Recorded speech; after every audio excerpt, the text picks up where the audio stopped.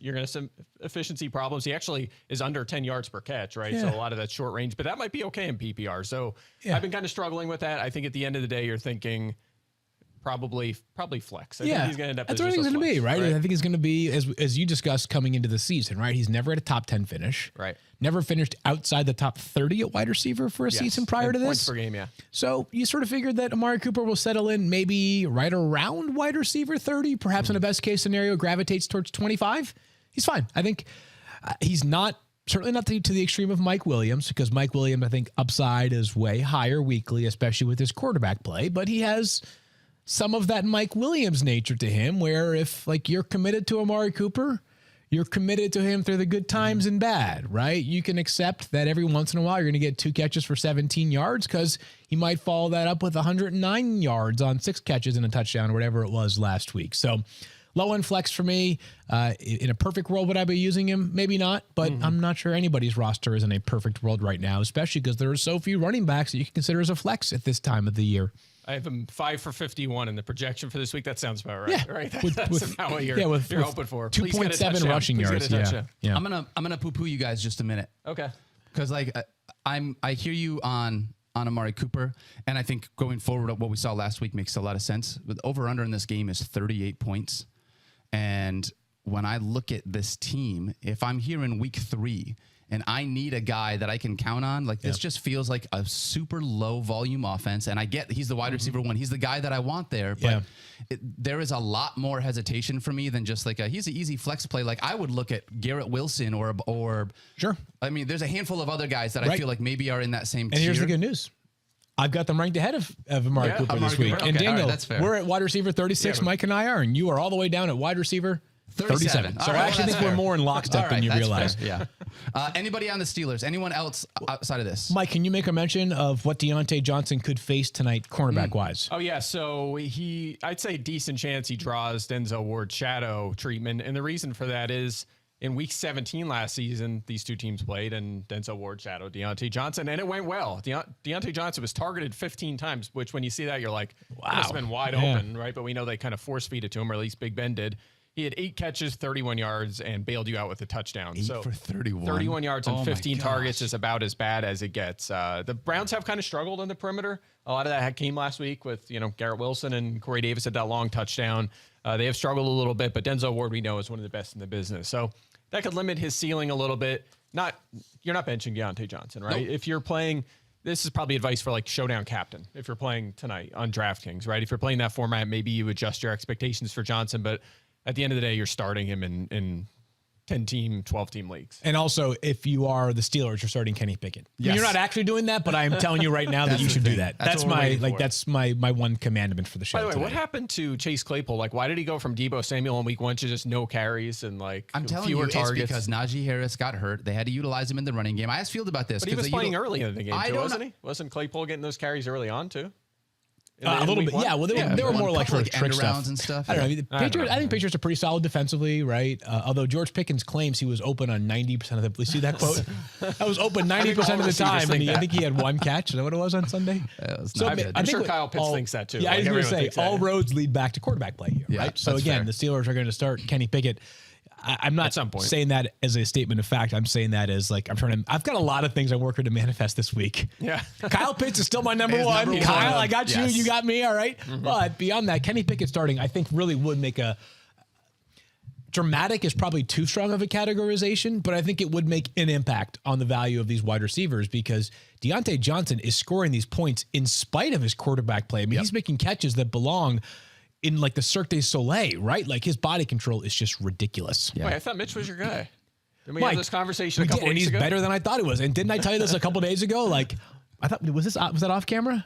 What? I don't know. No, I was talking with Scott Clark and I was talking about how like you just miss on things sometimes. And like my confidence in Mitch, my semi-confidence was ill-fated. Mike Clay was right.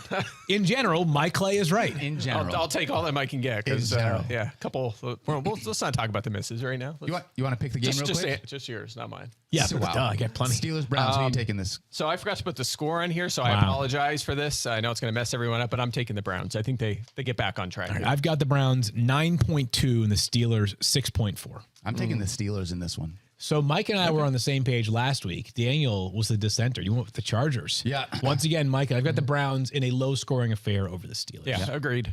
All right, Mike, let's talk about what everyone wants to know, and that's wide receiver cornerback matchup. One of the best articles that we have here at ESPN every single week. You talk about positive matchups. You talk about minus matchups. This isn't about whether you start or you bench somebody. It's about being able to look at the matchup and is it a plus matchup? Is it a minus matchup? Where are we at? We're going to start with the Commanders. You want to know why? The Commanders have 2 top 20 wide receivers on the season.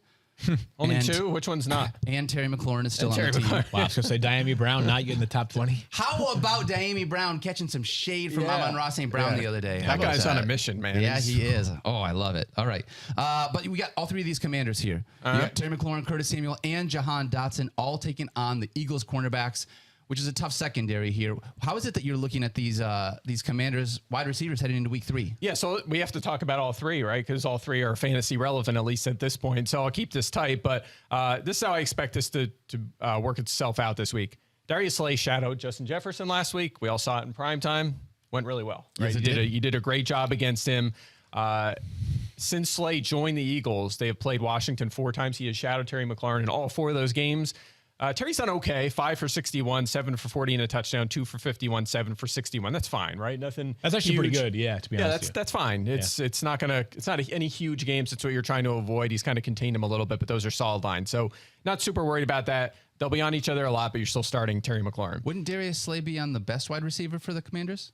Still Terry McLaurin. Don't be still mean. Terry McLaurin. Stop. All right, still Terry McLaurin. So, and I'll get to that because Curtis Samuel has been crushing it so far. 20 touches already in 2 games, but he's in the slot. So he'll draw Avonte Maddox, who is a fine slot corner. It's a fine matchup, though, for Samuel. He's been awesome. He's getting tons of touches. If you have him, you're going to start him this week. I'd also add, Mike, that like so much of what Curtis Samuel is doing is really hard to defend. Exactly. Because it's like 1 yard of air depth, right? Yes. It's like, hey, there's Curtis Samuel catching a bubble screen. Oh, there's another shovel pass to Curtis Samuel. Like, I don't care if you have Deion Sanders in his prime, like no defense is defending it in a way that's just basically geared to eliminate the possibility of those catches taking place. It's about tackling those guys soon after they catch the ball. Right, and that's part of why a guy like Darius Slay or even James Bradbury won't be on him because he's moving all around the formation. That was always the thing with Tyreek Hill as well. He was in the backfield, then he was in the slot, then he was lined up at tight end, then he was outside.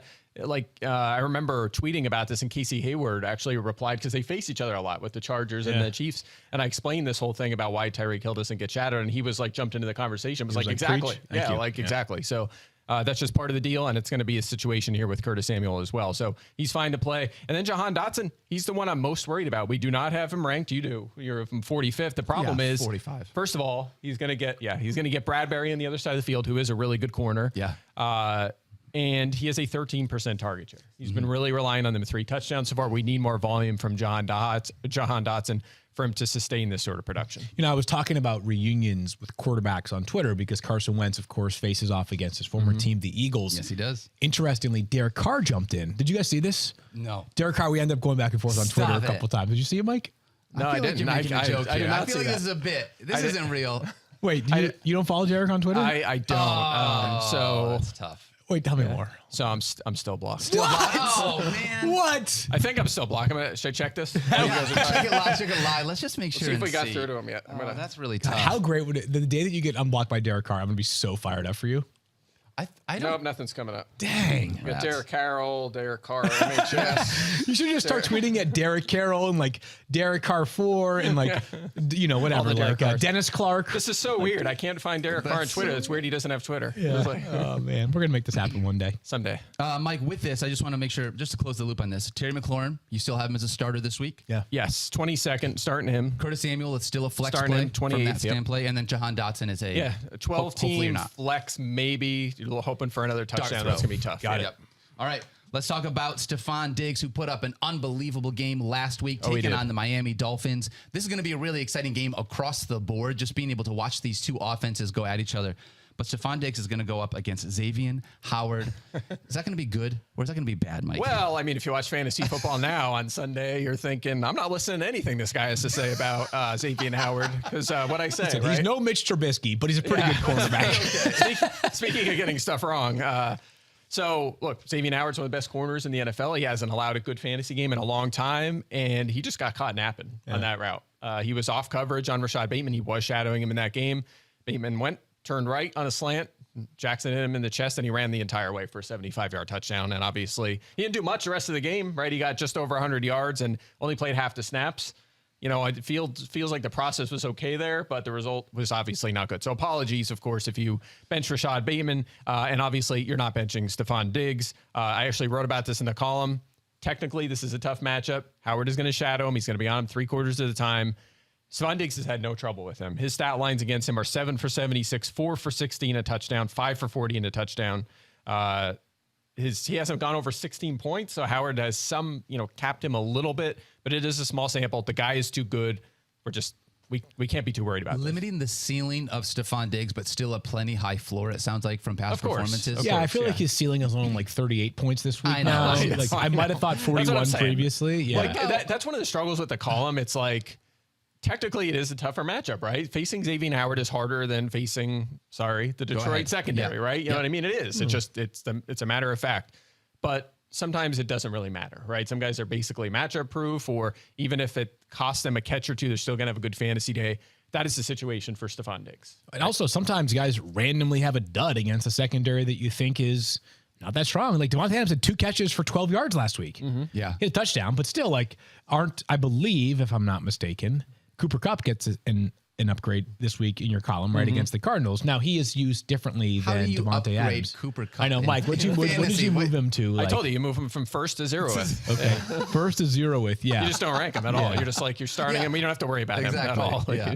If you were playing against Cooper Kupp this week, and you had the opportunity to do this, you can't actually play his real points. Your opponent just gets a 30. Would you take that? Or would you say that your opponent gets whatever Cooper Kupp actually gets? Oof. I'd say whatever he actually gets. I think so too. What's the number? 25? If I say, hey, Cooper Kupp gets 25 no matter what. I would say whatever my projection is that week, I'd probably just take that. I don't know if I'd go much above that. Yeah, I fade those most so weeks. 22, 20, yeah. All right, fine. I would take 20. Trust me, I'm playing against him in the War Room League. I'll take 22. I'll take 2 from Cooper Kupp.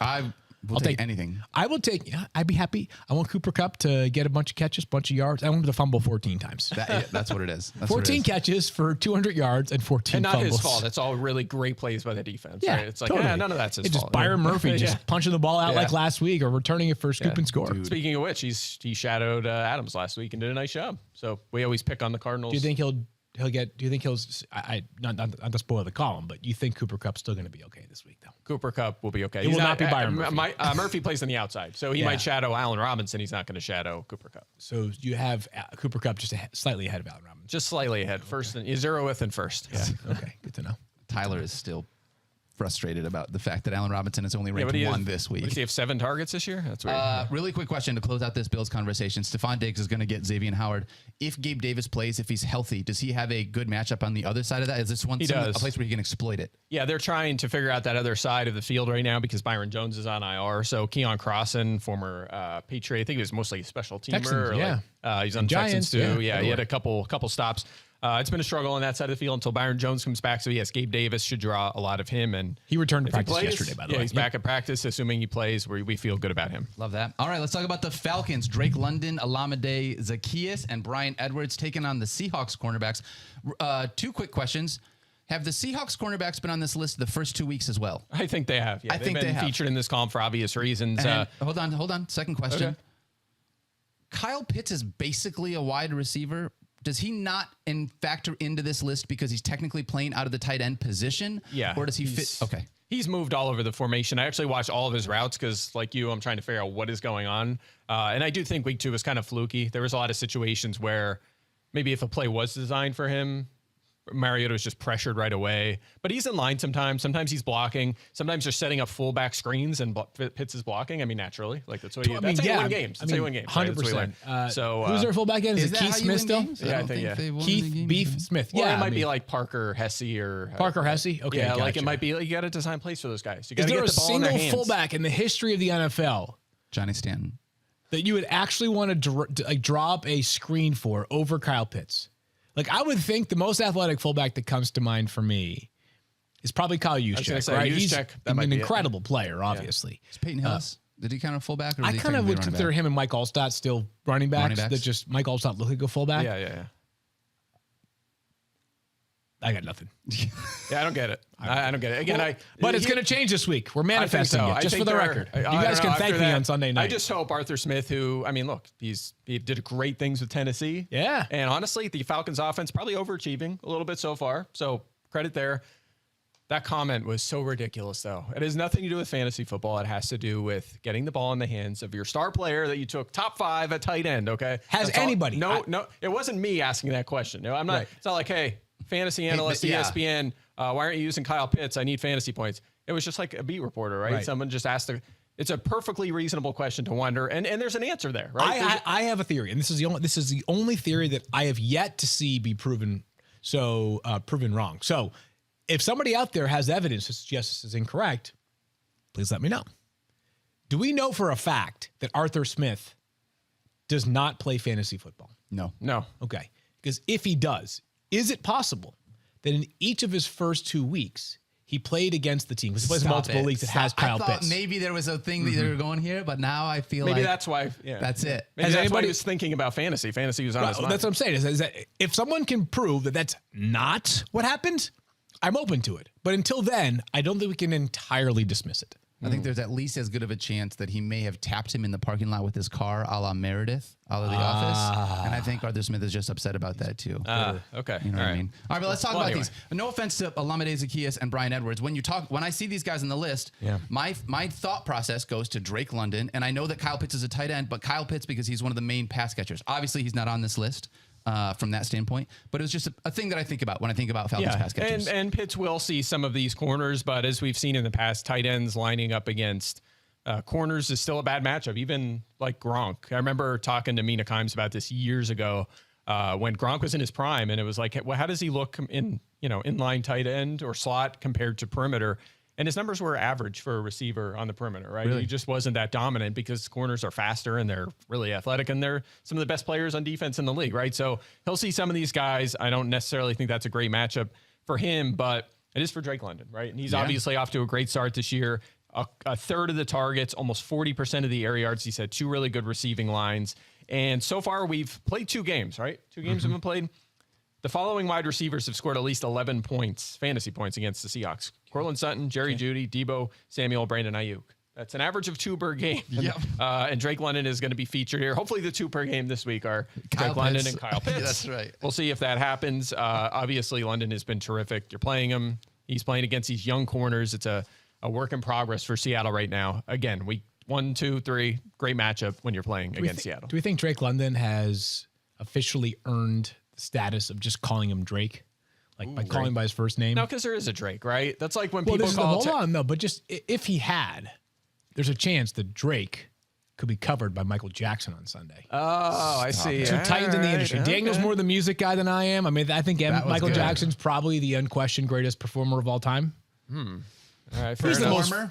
He's the most famous It's at least musician of up all there. time, right? He's got to be right in the top, I don't know, top 2 or 3, right? Along with the Beatles and probably, I don't know, Elton John maybe. But And if Justin Coleman's out, he's still not at practice. You're gonna have Kobe Bryant covering Kyle Pitts too. So see, Big names everywhere. there's something there. names There's something there. everywhere. This is and you were you were trashing Thursday Night Football. See, all the stars are coming out for this one. Oh, yeah, Falcons a lot of and stars. Seahawks. I love it. You know, my favorite thing is when all the stars come out for games that doesn't have an over-under above 40 points. That's one of the things that I love is stars in and those you know the games. way the You are league has been, such it'll be 47, I know, 45. that is what it's like- going to be. You're not wrong. All right, we're going to talk with our good friend Adam Schefter in a second. But first, let's pay some bills, Field.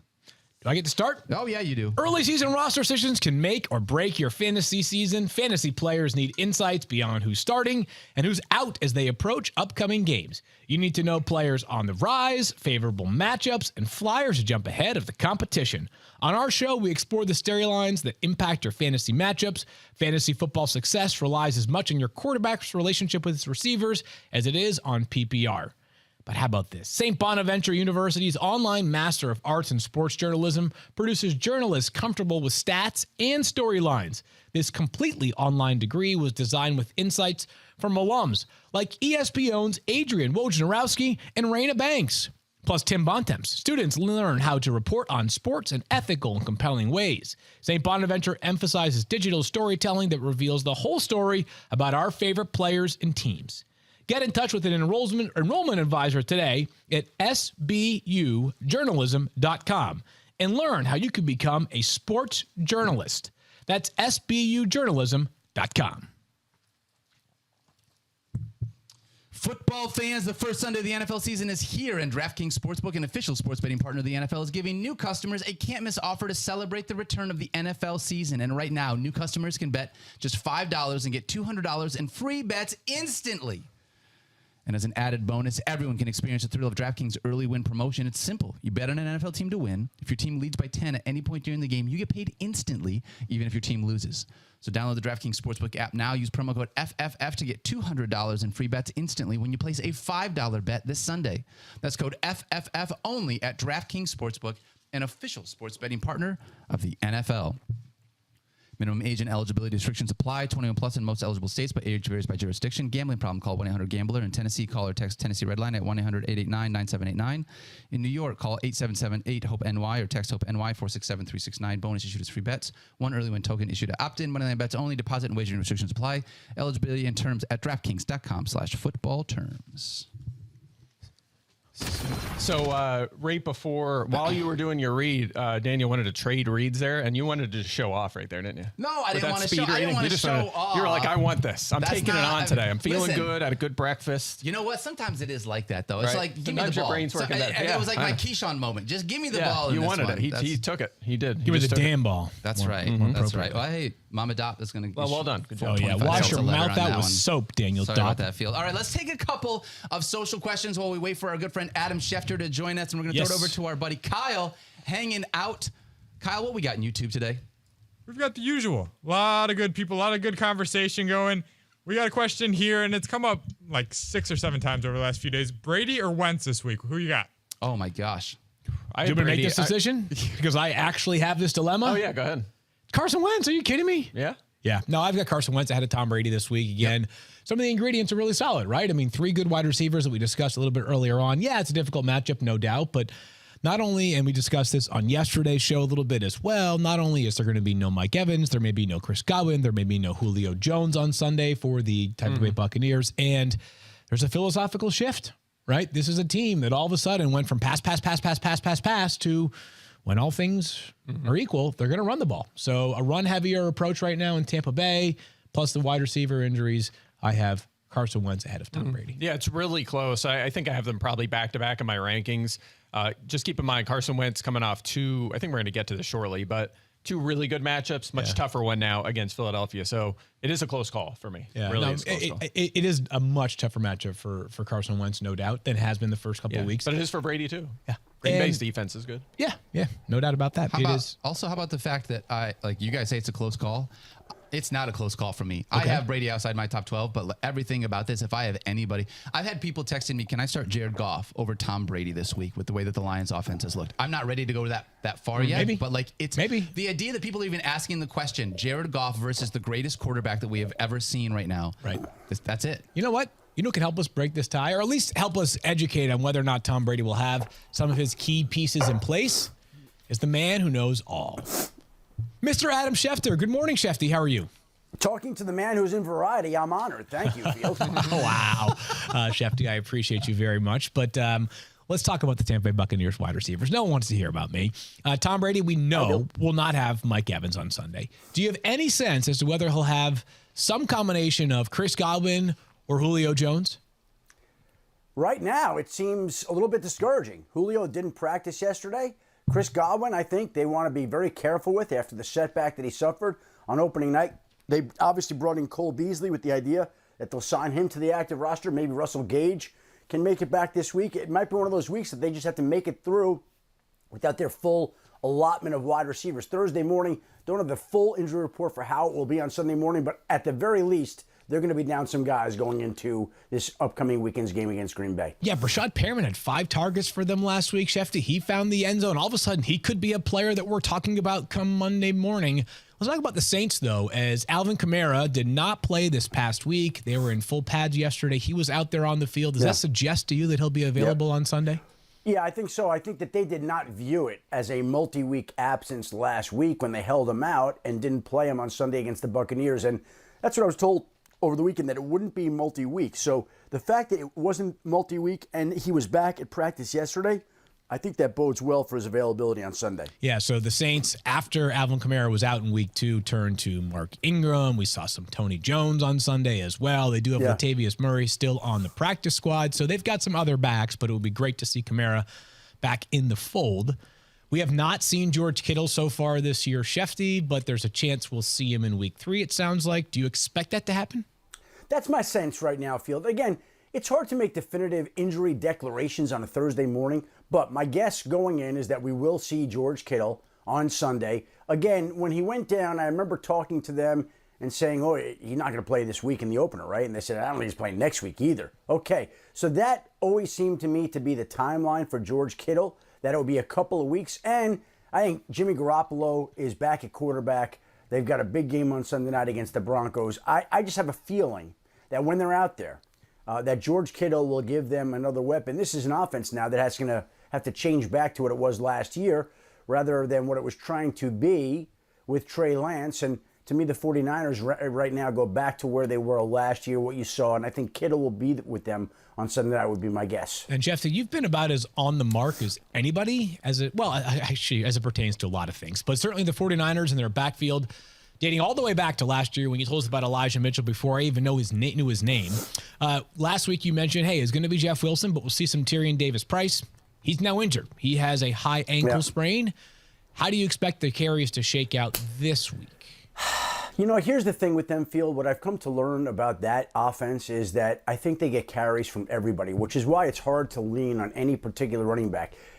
Right now, you're going to have Jeff Wilson as a starter, but Deebo Samuel may have 5, 6, 7 carries, and Brandon Ayuk may have 2 or 3 carries. And they have other guys that they just mix in and do a lot of different things. Now, I do think that Jordan Mason probably will wind up being 2, but look, they promoted Marlon Mack this week from the practice squad to the active roster. Again, Thursday, I'm going to be honest with you, I don't have the full injury updates and playing time projections a lot of times until closer to Sunday. But knowing what I know about their team, my guess is Wilson will start, and my guess would be that Mason will be the backup, but I won't be surprised if Marlon Mack gets mixed in there for a few carries as well. Okay, so it's early in the week, one more time. So I'll just try one last injury update in case there's anything you've heard positively or negatively to prepare us for Sunday morning. That's Michael Pittman Jr. for the Colts, who missed last week's game because of a quad injury. Well, Field, that's one of my guys, right? You know my team. And my team is very disappointing right now for a lot of reasons that we can go into after this. But Michael Pittman was on my team last week and obviously checked into him and was told last week he was going to play. I was told he's going to play, that this is one of the toughest guys in the league, that he doesn't miss unless he isn't really capable of going. And sure enough, on Saturday, the Colts downgrade him. And obviously some people think that other wide receivers will come through, and I think Ashton Dulin would come through, but that's a topic for this Sunday show that we'll get into at that point in time. I would be surprised, again, if Michael Pittman were not out there this week, considering that the people I was talking to last week thought he would go before he was downgraded on Saturday. So he was back at practice yesterday, limited. I'll be surprised if Michael Pittman is not back there for Indianapolis this upcoming weekend. Shefty, I've been doing long shots now for 2 weeks, and I realized that I try to get way too cute the first 2 weeks of the season. I tried to go for the longest of long shots, not realizing there are a lot of players that are available in over 80% of leagues that have a role already. And I realized that I got a little bit in over my skis with Michael Strawn as my pick last week. You have a commanding 2-0 lead in long shots. Well, you're like the Raiders and Titans. You're behind the 8 ball. You got to win this week. You're facing an 0-3 deficit. Yeah, it's a long season. But again, you're down. You're just learning this, right? You'll learn long shots that can and can't come through. And so until then, I will continue to try to take advantage of you in the best ways possible, starting with last week with my pick of Ashton Dulin, who I think went for about, 12 and a half points or so, something like that, which was a respectable long shot showing for us. Yeah, it certainly was. Rookie mistakes right now, that's all. But Aiden Hutchinson was quiet week 1. Then he had 3 sacks in the first half in week 2. So maybe he'll have a bounce back week 3. Let's talk about your teams, though, Shefty. What are some dilemmas you're facing this week that are giving you some frustrations at the moment? Well, Field, I am very down on my team right now. I'm going to confess. I'm looking ahead to the NBA season already. We have our NBA lottery on Sunday. I have, listen, when you have a good team and when you don't. And there are certain things that just have not happened for me. Like, I took Kyle Pitts in round 2. I don't know what the hell is going on with Kyle Pitts, but he's not a second-round draft pick. I took Darnell Mooney in round 5 or 6. That offense has been putrid. Yeah. I have another back, Khalil Herbert, that I have to play because the running back that I was counting on to be my number 2 running back, Kyron Williams, underwent ankle surgery after getting hit in the first quarter of the opening game. Who else has been terrible for me? Sky Moore hasn't developed as a wide receiver. George Pickens, as talented as he is, not doing anything to help per sources right now. So I know my team. Bad. So here's the good news, Shefty, is that I'm manifesting this for Kyle Pitts this week. Again, Sunday night, people will be talking about Kyle Pitts in a different light. I hope. I'm just trying to manifest it. I don't know if you ever saw the movie Wolf of Wall Street, but there's Matthew McConaughey who kind of thumps his chest throughout that movie on a couple different occasions. That's me thinking about Kyle Pitts this week. I think better days are ahead. Who do you have in the War Room League this week? Who are you facing? The problem is I've got a terrible matchup this week, and I'm playing the Hasselbacks, and they've got it's bad for me. He's got Dalvin Cook against Detroit. He's got a few highly favorable matchups, and he's projected for like 127 points. Okay. So again, I'm staring at, like you, 0-3 in the long shot category. My team is a long shot right now. Wow. And again, like I said, I am on to the NBA. Now, again, we'll continue to do maybe hopefully some, DFS. We have another fancy football league.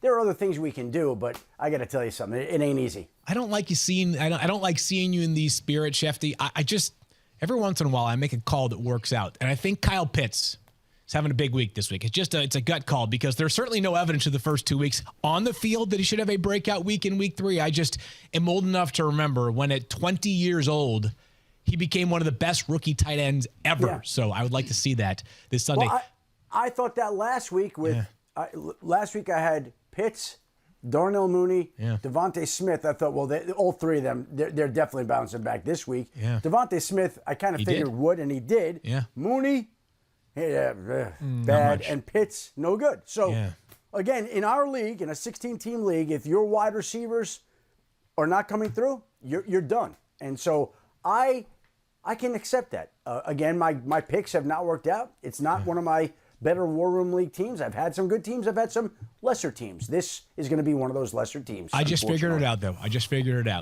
The only time that Kyle Pitts has ever scored a touchdown in the NFL was about 5,000 miles from Atlanta. In London, this weekend, right? Yes, that's correct. This weekend, they play about 5,000 miles away from Atlanta in Seattle. So maybe he just needs to be as far away from home as he possibly can to find the end zone. I'm just trying to make it happen here, Shefty. We appreciate you as always, and I'm sending lots of good luck your way, except for when it comes to long shots on Sunday morning. Well, that's going to be my pride and joy this year. That's what I'm going to take pride in. That's where my victories, unfortunately, going to have to come. And again, we talk about Kyle Pitts. Just one last note. Arthur Smith over the weekend said he doesn't care about fantasy football. He cares about getting wins. Well, guess what? To get wins, you have to help us in fantasy football, right? That's how it works. If Kyle Pitts isn't producing, their chance of winning are going down. In 2 games, Kyle Pitts hasn't produced, and the Falcons haven't won a game yet. So nobody's winning right now. Nobody. Let's try something where we get the football to Kyle Pitts and make it happen. I am going to clip that segment right there. I'm going to send it to Flowery Branch, Georgia, or wherever they're practicing this week. Maybe they stayed on the West Coast, and make sure that the Falcons know Kyle Pitts must score 20 fantasy points this week. Let me repeat. Arthur Smith doesn't care about fantasy football. So that clip, he doesn't care. Yeah. Okay? He's going to do what he's going to do to win that game. And by the way, if he doesn't do anything this week, I would be very disappointed and very upset. And if he doesn't do anything, they may not win in Seattle. He's their best offensive player. You got to have your best offensive player make plays to win games. He's not making plays. It should not be that difficult. And I really like Arthur Smith too, so it's tough for me to see him A, poo-poo fantasy football, and B, not throw the football to Kyle Pitts. Shefty, you're the best. Even if right now you don't feel like your teams are, I have confidence in you, and you got to believe. Well, we are turning our attentions to Long Shot Sunday and our NBA Draft Lottery on Sunday as well. Here we go. Phil. NBA Draft Lottery, long shots on Sunday. We can't wait. Shefty, we'll talk to you again. Same time, same place next week. And then also twice, Sunday mornings, fantasy football now. Thank you, guys. All right, I got a feeling. I just think his teams are turning around. I just got to be honest. I love that Adam is all of us too. Like he's all of us. He feels it. And at the same point, watching Adam, because this is one of the things that's not lost on me. In a 16-team league, if your team is bad, oh my God, it's that's tough. painful. Yeah. It's tough, and you know it. And like it feels like Adam knows. I feel that from him as he's talking about it, and it sucks because you want so badly to not feel like 2 weeks into the season in a 16-team league. Boy, it's going to be real tough for me to find an even way to be 500 this year. Man, it really should not influence our emotions as much as it does. Oh, man. But I'm here to tell you, it influences our emotions. Of course. Absolutely. All right, let's talk about some early week 3 previews. Let's do it. How Good does that thinking sound, here. guys? That sounds great. Let's talk. First one, Lions Oh, at weird. Vikings. Oh, Weird. starting with the Lions, I'm not weird. going to be here on the Friday show, so I figure why not talk Exactly. about That's why Gloat we about should it a do it little tomorrow bit. so we don't Yeah. have your biased so, takes oh, in look our at those analysis. Lions. DeAndre Swift, running back 7. Amon-Ra St. Brown, wide receiver 7 on the week. Dalvin Cook, right now ranked as running back 3. Justin Jefferson, wide receiver 2. We have 4 guys ranked inside the top 10 in one of the highest scoring games so far this year. The projection right now, the over-under is 52.5. No injuries. It doesn't look like that's going to be a major factor leading into this game. The first conversation, Mike, I think really starts with, if we're talking about the Detroit Lions, you're starting Swift, you're starting Amon-Ra St. Brown. Is TJ Hawkinson still a start at tight end position? 7 targets both weeks, but the production has been disappointing in spite of that volume. Yeah, it has, but I think you stick with him, right? The yardage totals have not been there, but he has 7 targets in both games. He has a 20% target share. That's roughly the same as last year when he was at 21%. Okay, so in terms of volume going his direction, it's about the same as what we saw. That's a good sign. It's not like he was just a fluke for a couple weeks last season. He's been 7th in points per game the past 2 seasons, right? So he has been a good, reliable tight end 1. This offense is playing pretty well so far. Obviously, they've been terrific. They have a good offensive line. I know they have other mouths to feed, but again, his target share has been the same. So he will have touchdown opportunities. And honestly, I think this is a decent matchup as far as we can dive into matchups early in the season. Yeah. Vikings they've allowed the 4th most yards to tight ends so far, 5 for 82 to Goddard and 5 for 64 to the Packers tight ends as well. So I think he gets back on track this week as long as that volume stays the same. Can I add one thing? Yeah, go ahead. About Amon-Ra St. Brown and Justin Jefferson. Sure. Playing this super deep league, and I'm playing against them this weekend. Both of them? So you know they're going off. Honestly, if you're playing against Justin Jefferson and Amon-Ra St. Brown, you're probably good luck. You're in trouble. You're in real big trouble. Which, by the way, that's a very viable thing that could happen, No, right? for real, Like with based the off way where the they went draft- ADP. Totally. Yes. Yeah. Yeah, that's crazy.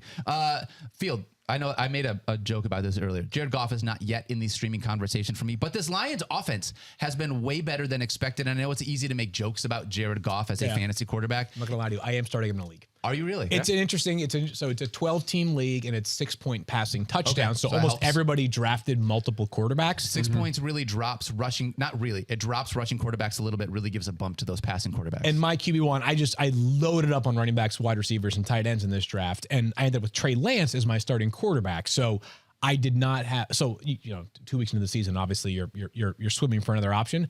Jared Goff was my pick this week. We'll see, but he's played effectively. I think that with Jared Goff, I always think of him as like he probably got a little bit overrated during his time in Los Angeles and got overpaid. Then he gets traded to Detroit, and he probably gets a little bit underrated. He's sort of like right in that middle tier of quarterbacks in the NFL, probably like somewhere between like the 18th and 20th best quarterback, right, in the league, somewhere around there. For fantasy purposes, though, he's got really good weapons. The matchups doesn't scare me, and they've been throwing the football and playing a ton of offensive snaps. Lot. So I think I'm not a perfect ideal streaming option, but a reasonable streaming option. Yep. Understand that. I mean, here. in a deep league with other, I've got him as quarterback 18. I'm not super optimistic. Of course. here. I do want to see it one more week, though. If this offense looks good again against Minnesota, then maybe he becomes a viable streaming option as we go a little bit further down the season. We need to see better play, frankly, because even his rate stats were not good last year, and they're worse this year. His YPA is down. His completion percentage is way down. He's been a little bit more aggressive.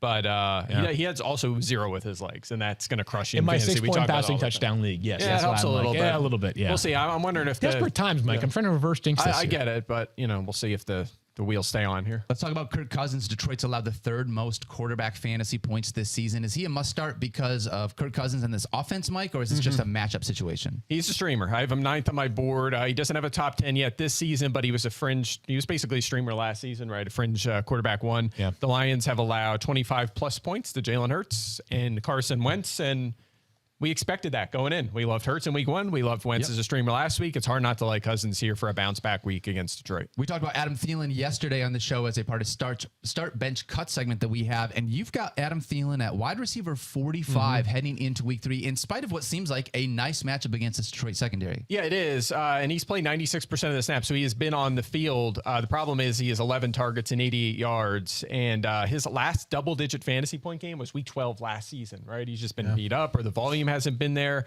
Actually, if you look at last season, I thought this was kind of interesting. Through week 2 last year, he had 3 touchdowns and 15 touches. So far this year, 0 touchdowns, 7 touches. So they have to get the ball in his hands more often. Remember, he's 32, 33 years old now. Are we going to start seeing him trail off a little bit, right? We saw 8 targets for Irv Smith last week. He wasn't there last year. So some concerns, enough for me to knock him down to more of a borderline flex. I think that's, for me, this is that next question. Irv Smith went from basically 0 targets week 1, 8 targets in week 2, ran 29 routes. Little CSS DFS I think we got a Monday night discount on Irv Smith at the tight end position if you want to talk about daily fantasy. Yeah, snaps went up last week, which is a good sign for sure. He could have there would have been a lot of Irv Smith hype this week if he didn't drop that wide open touchdown. I know there was a defender kind of like blocking his way, but went right in his chest. If he catches that, he scores, a 73-yard touchdown? Right. That would have changed perspectives for sure. Could be a lot of points scored in this game. So somebody I like a lot of the fantasy options here for both Lions and the Vikings. Let's talk about Bears and Texans. Do it. Not as many fantasy options in this game. You've got Brandon Cooks from the Texans. You've got David Montgomery from the Bears. I think those are the only 2 obvious lineup locks for either team from that standpoint.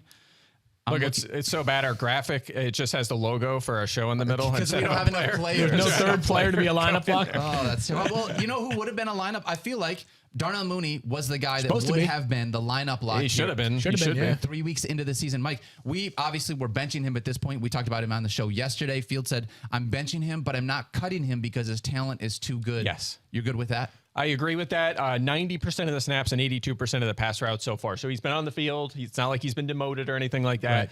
He only used the 4 targets, but I will say this. Week 1, played San Francisco, tough matchup in a monsoon, right? So we kind of are like, all right, we can accept that. And then last week, less acceptable to have a 2-target game and a dud, but they were playing the Packers, who have one of the best secondaries in the NFL, right? So that was a really tough matchup. So maybe that at least gives me hope. It's not like they played Detroit, right? At least the conditions have been really tough so far. And they've been extremely run heavy to the extent that it's not sustainable. They're off the charts run heavy. It's not going to happen. The game scripts won't allow it. Common sense play calling won't allow it. They'll fix that to some extent. They're still going to be run heavy, but to some extent, I think Mooney at least has a shot to bounce back. And I think the reason why we're not super optimistic it'll happen this week is the mental processing, if he goes for another dud, would just be too much to overcome. Yeah. And B, if there is a game where maybe they can throw the ball 20 times, it might be against the Texans, right? This is not going to be a game where you expect it to be 31-28 final. You expect it to maybe be 17-14. Yeah. The Texans have played some gritty defense. I was going to say, yeah. I kind of like both of these defenses as a streaming option this week, by the way. Your favorite gritty defenses, Houston and Chicago, Those are my 2 favorite gritty defenses. Listen, I've nailed my calls in week 1 upsets back-to-back years. So don't give me crap on that. You have. It was Texans over Jags, and it was Bears over 49ers. I remember the Texans one because I was giving you credit for that 6 weeks later, and you thought I was making fun of you because they just fell apart after that. And I was actually giving you credit. You just couldn't take the compliment because it was a good start that just fell apart. Anyone else? So not Damian starting Pierce. Cole Kmet. I'm not starting anyone else from the Bears. Nope. Damian Pierce is the only other guy that. I think Damian Pierce deserves some mention here. He had the 37-21 snap edge over Rex Burkhead this past week after a 49-19 snap deficiency to Rex Burkhead in week 1. Lovie Smith kind of called that shot last week in the middle of the week. I wasn't sure whether Lovie was just giving us coach speak or if he was being sincere. He has followed that up with more compliments from Damian Pierce for Damian Pierce this week, which makes me feel like he'll have a comparable role this week. I do think Rex Burkhead will still probably always play somewhere between 30, 35, maybe 40% of the snaps in a given week, which is why Damian Pierce is a reasonable flex option.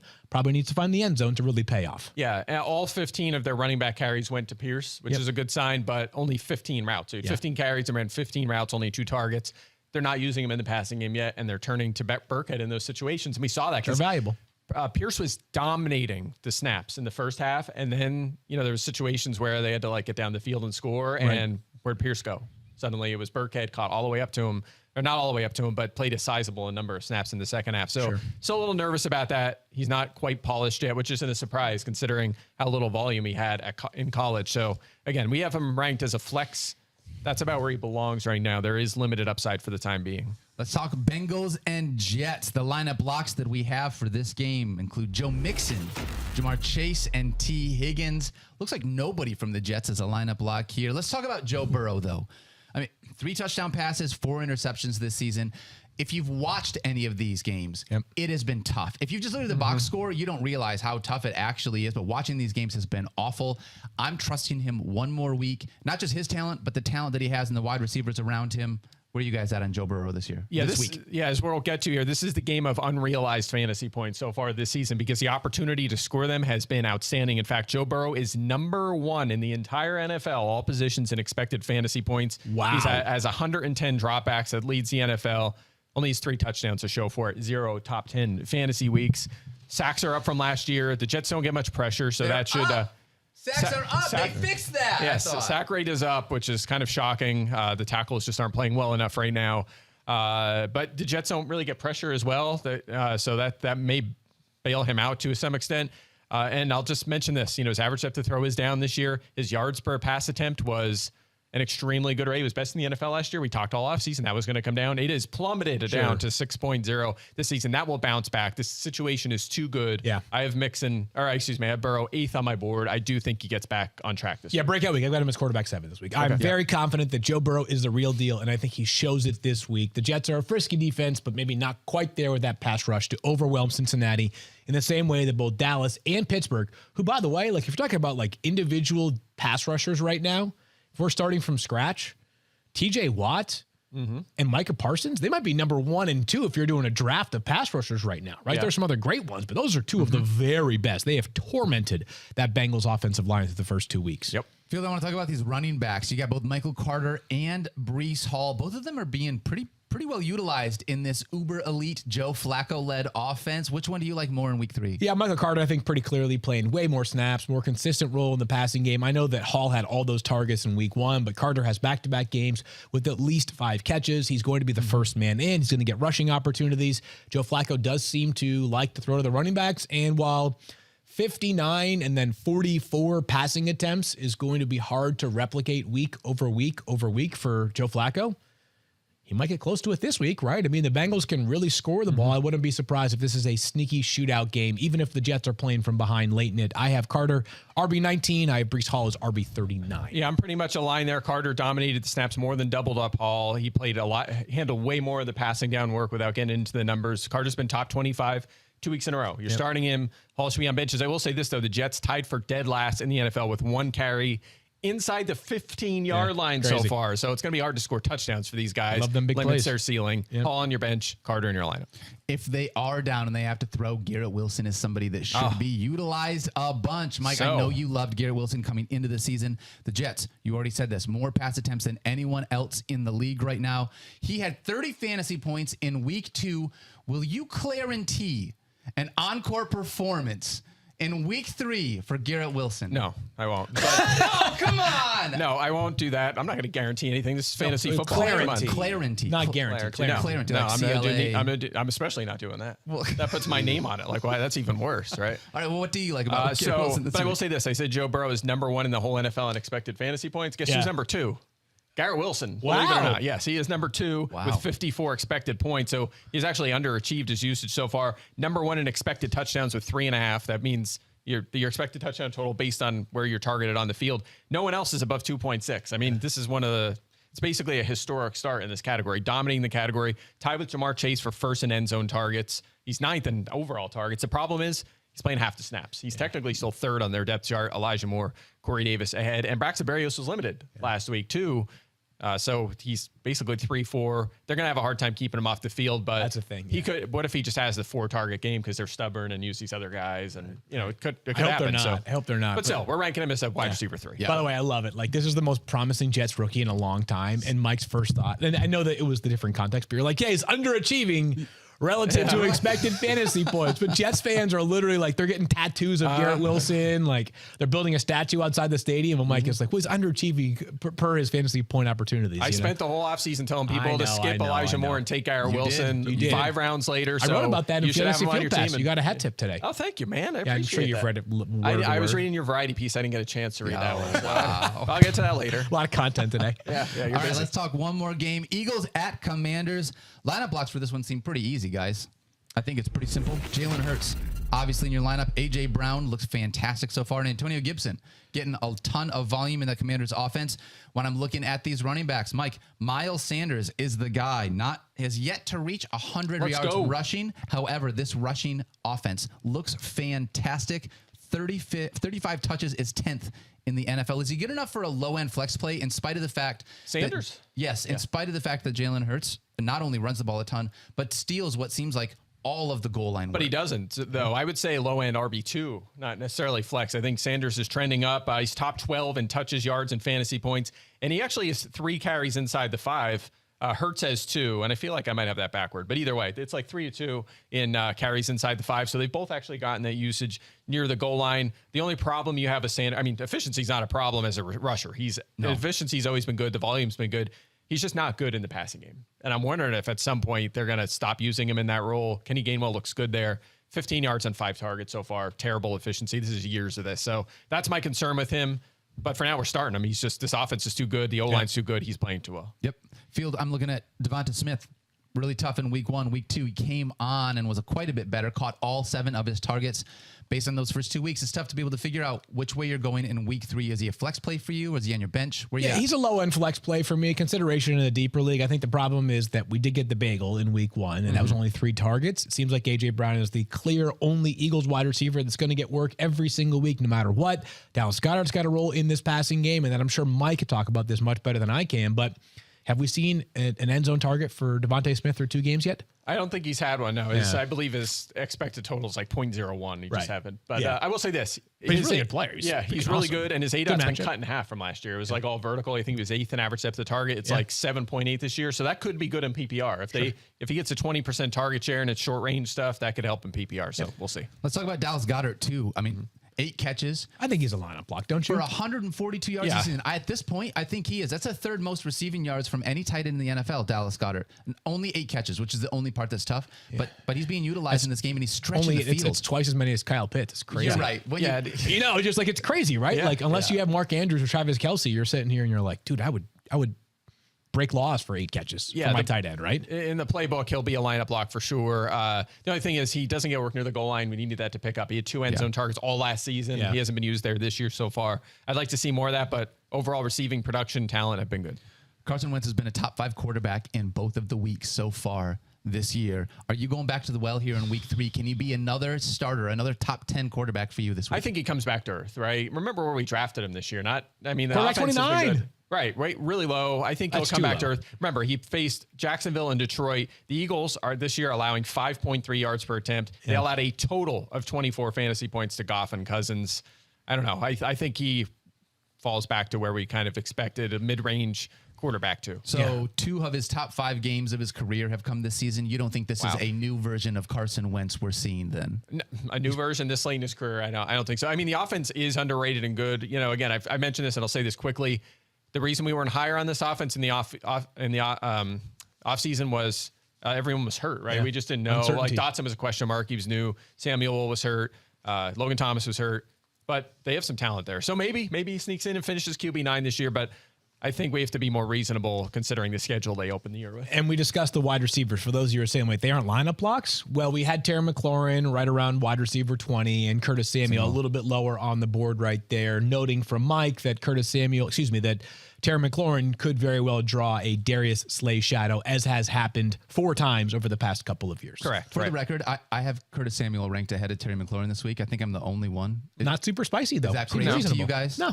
Now, when you have 20 touches in 2 games, you have to be a lineup block, right? As I said on the show yesterday, unless Washington, for reasons that will be inexplicable, changes their mind and how they're going to utilize Curtis Samuel, he deserves to be in your lineup every week right now. Last player, if you need a tight end, Logan Thomas has looked pretty good through the first 2 weeks. Mike, if he's someone that you're looking at, a low-end streamer for us, a low-end tight end one. Yeah, 10th at tight end in yards and expected touchdowns. EDOT's always high. He's a converted quarterback, but he's a very athletic player. He's 12th fringe tight end one. Yep. All right, we got Squirrel Stock coming up next, but first we're gonna pay some bills. Mike Clay. All right, we're gonna talk about Miller, right? Yeah, that's right. You mean Miller like Mike, right? Because I'm talking about Miller. Football season brings back many traditions we know and love: touchdown dances, the pick six, game-winning field goals, and watching it all with friends and a cooler full of Miller Lite, or a pool full of Miller Lite if you're Mike Clay. Hey, that's me. The action on the field is reliable year after year. Pair it with the most reliable light beer. Every Sunday, game time is Miller time. The dependable taste, the low calorie count.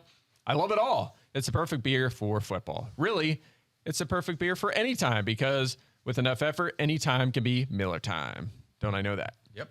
It's a beer drinker's light beer with only 96 calories and 3.2 carbs per 12-ounce serving. Your only concern is the next third down conversion. And Miller Lite tastes like beer because if you're a beer lover, you don't want watered down flavor. You want the original light beer. Football season brings back the big hits, so reach for the biggest hit of them all, Miller Lite. You can find Miller Lite pretty much everywhere beer is sold, or go to MillerLite.com/FFF for delivery options near you. It's Miller time. Celebrate responsibly. Miller Brewing Company, Milwaukee, Wisconsin, 96 calories and 3.2 carbs per 12 ounces. Geico asks, how would you love a chance to save some money on insurance? I would. Of course you would. And when it comes to great rates on insurance, Geico can help, like with insurance for your car, truck, motorcycle, boat, and RV, even help with your homeowners or renters coverage. Plus, add an easy-to-use mobile app, available 24-hour roadside assistance, and more. And Geico is such an easy choice. Switch today and see all the ways that you could save. It's easy. Simply go to geico.com or contact your local agent today. All right. Squirrel Stock. We're talking week 3 Squirrel Stock here. My first Squirrel Stock tip is on Tom Brady. Stock down. Week 3, he is my quarterback 13. He's quarterback 30 on the season. I am panicked. Mike Evans suspended for this game. Chris Godwin and Julio Jones did not practice on Wednesday. I'm going to see a heavy dosage of Leonard Fournette in this Bucs offense on Sunday. I am benching Tom Brady in week 3. And I'm going to reassess in week 4 once I hopefully have more of his skill position players left. Are you buying or selling that Squirrel Stock tip on Tom Brady? I think he'll bounce back, but for now, I agree. I mean, I think you got to try to bench him if you can. Yeah, I'm buying that for this week. Yeah. I got him outside my top 10 as well. right. Scary matchup, and again, all the uncertainty with the wide receivers. Second piece of Squirrel Stock tip, Elijah Moore. I'm going stock down. Here's the good. The Jets have the most pass attempts in the league, the most completions in the league. The bad. Through 2 games, he has less targets than Garrett Wilson, than Corey Davis, than Michael Carter, and Ty Conklin. And he only has 1 more target than Breece Hall. I am benching him in week 3, but not dropping him just in case. I need to see what this offense is going to look like. But he's got too much value to be able to just completely let go. Stock down with the way that Garrett Wilson has just taken over this offense, though. You buying or selling that tip on Elijah Moore? I mean, I got to be honest with you. This one's a tough one for me to totally buy. He's really, really talented, and the passing attempt volume has been so good. Mike already mentioned a few minutes ago that at least to this point, Garrett Wilson's been playing a lot less snaps, a lot fewer snaps than Elijah Moore. I'm holding steady here. Yeah, I agree. He's 41st on my board, so he's not as secure as he was coming into the season, but still a flex option. Oh, okay. So his stock is down from where he was coming into the season. Okay, yeah, but you said you're benching him. You said you're benching him. Where I'm more. You're not benching him in week 3. Okay, it's not a bench lock. It's he's not a lineup lock. Let's put it that way. All right, that's fair. You can consider him. All right, 2 more. I got Saquon Barkley, Mike Clay. I know you're gonna love this one. Stock up. He is my running back 6 in week 3. Week 1, 18 rushes, 164 yards, and a touchdown. 6 catches for 30 yards. That's 24 opportunities, 33.4 fantasy points. Week 2, 21 rushes, 72 rushing yards, only 3 catches for 16 yards, only 11.8 fantasy points. That's a 22-point swing. But I'm saying stock up. Why? Why am I saying stock up, Mike Clay? It should be stock down because 3.4 yards per carry, 4 yards per target last week. He's down from week 1. He had a huge week 1, back down. And that week is 2. wrong because it is volume, 24 opportunities each of the 2 weeks. He's used in the running game. He's used in the passing game. Yeah. He's used when they're ahead, which is not very often, by the way. They're 2-0. He's hater. That's one of still, 7 undefeated teams. I think, right? 6, he's used in the passing game when they are down. He's used at the goal line. Saquon Barkley is everything that this offense is, and the wide receivers are terrible on this team right now. He is this offense. Stock up on Saquon. I don't know how much higher you could go on Saquon Barkley with how he's been playing to start the season. Yeah. I mean, look, his stock isn't up because it's always been up. That's what I tried to tell you last season, and here we are. Oh, wow. Yeah. If you didn't step on that guy's foot, I'm telling you. All right, last one I have. Still mad Aaron about Rodgers. Stock down. Major stock down for Aaron Rodgers. In week 3, he is my quarterback 17. He's quarterback 28 in total points. Outside the top 20 in pass attempts. The Packers' focus is on Aaron Jones and A.J. Dillon. They don't have a single wide receiver that's established themselves through either of the first 2 weeks.